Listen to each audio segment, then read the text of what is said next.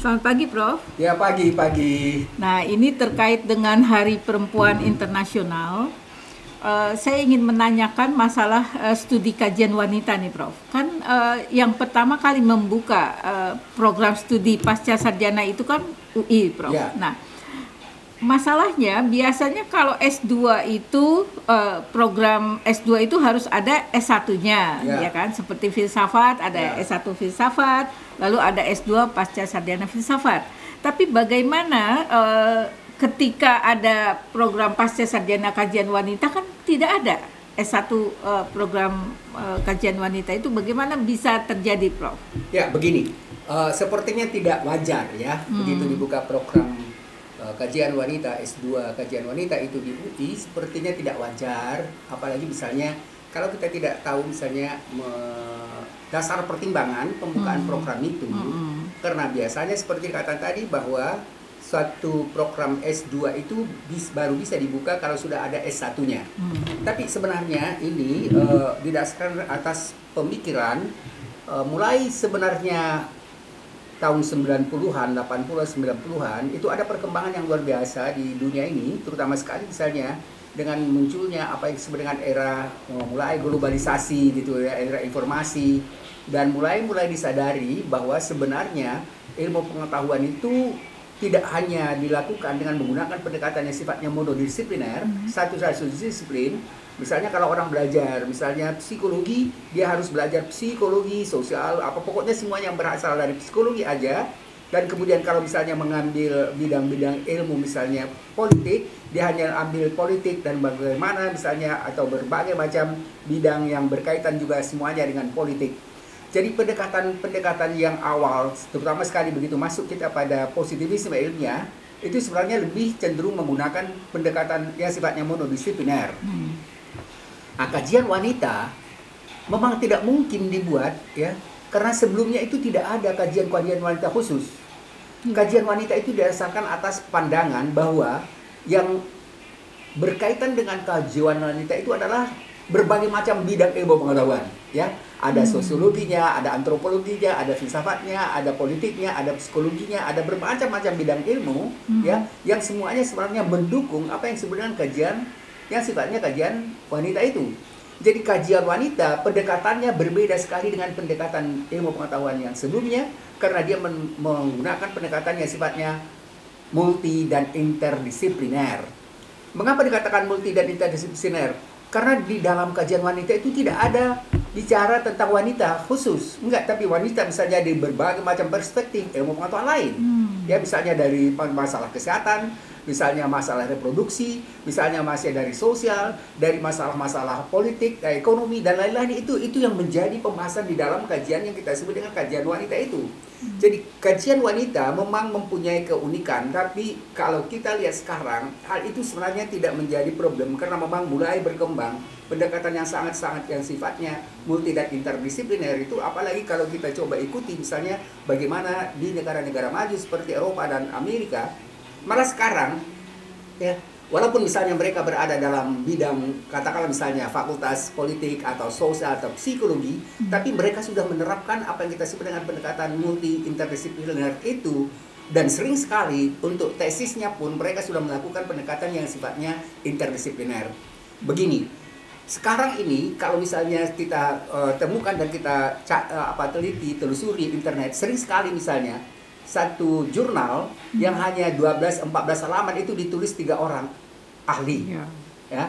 Dan itu justru sebenarnya sekarang kecenderungannya banyak sekali universitas atau misalnya lembaga-lembaga perguruan tinggi yang menginginkan pendekatan multi dan interdisipliner itu. Pendekatan interdisipliner itu sebenarnya memang menuntut kita bisa lebih melakukan kolaborasi antara berbagai macam ahli dan bidang ilmu. Dan itu dianggap juga lebih misalnya memberikan pemahaman atau penjelasan yang lebih kontekstual ya, yang lebih luas daripada misalnya pendekatan yang sifatnya disipliner atau monodisipliner.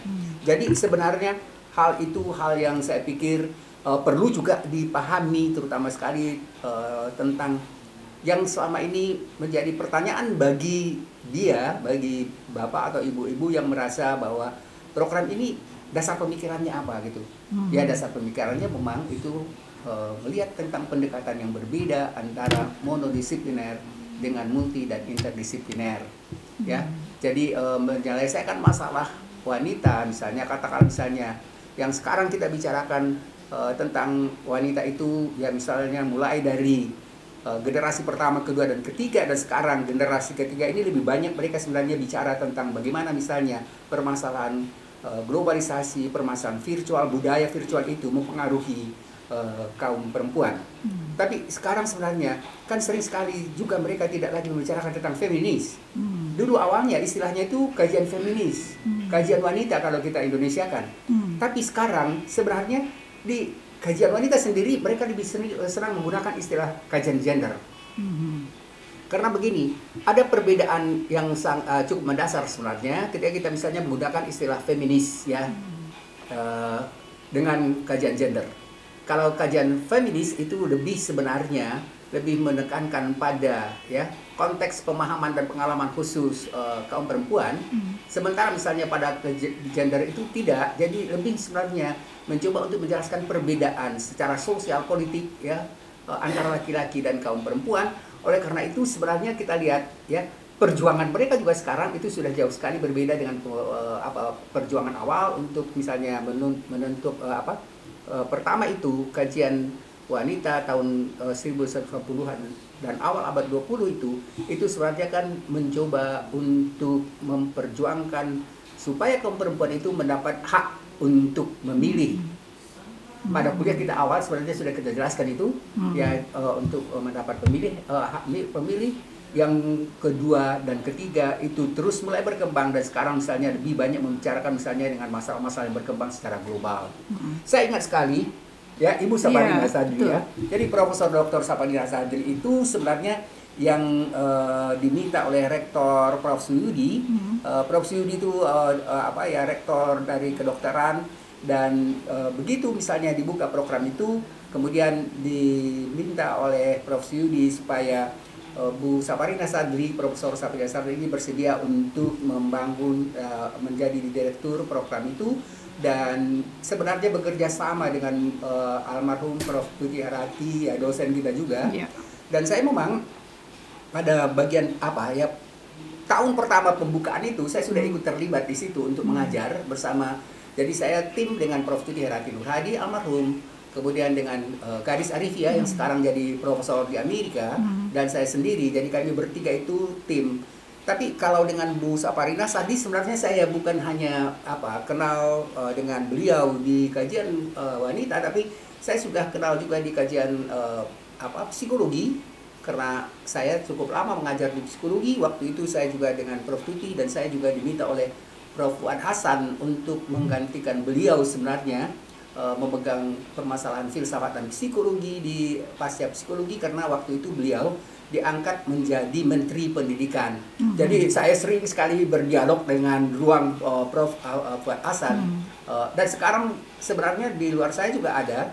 Waktu itu sempat mahasiswa kita yang sekarang ketua program pasarjana psikologi, yaitu Bagus Takwim, ya. Jadi kami sering sekali jadi ada hubungan yang sangat dekat dengan Prof. Fuad Hasan, ya. Jadi itu sedikit kisah tentang kajian wanita yang sekarang tadi dikatakan lagi ada peringatan. Iya. Ya, sebenarnya mengapa saya tanyakan itu, karena memang Prof. Ahyar ini salah satu aktor, ya kan, atau yang ikut membangun kajian wanita, yang bisa kita katakan bahwa ada kebutuhan yang mendesak bahwa itu harus ada, itu terkait dengan gerakan feminis di internasional, begitu, Bro? Ya, karena Eropa dan Amerika kan, kemudian kan permasalahannya memang begini.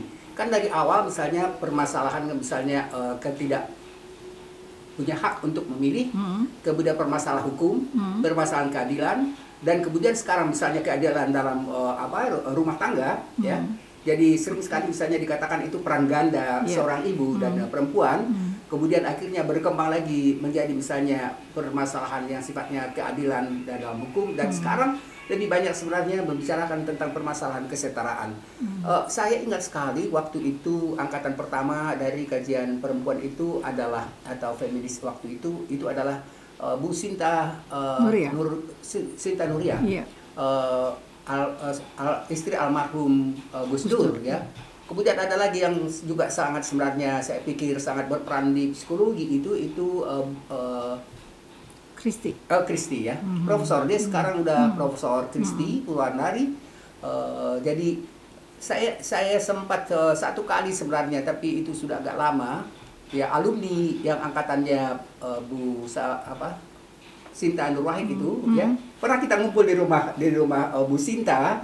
Nur Wahid itu ya, tapi itu sudah beberapa tahun yang lalu. Saya baru juga waktu itu ke sana, dan kemudian sekarang udah terputus lagi hubungan dengan angkatan-angkatan itu. Jadi saya pikir waktu itu sebenarnya ada hubungan yang sangat erat antara antara dosen juga dengan mahasiswa-mahasiswanya. Ya. Paling tidak kita masih punya ya kan satu tokoh dari filsafat, yaitu Gadis Arifia ya Prof.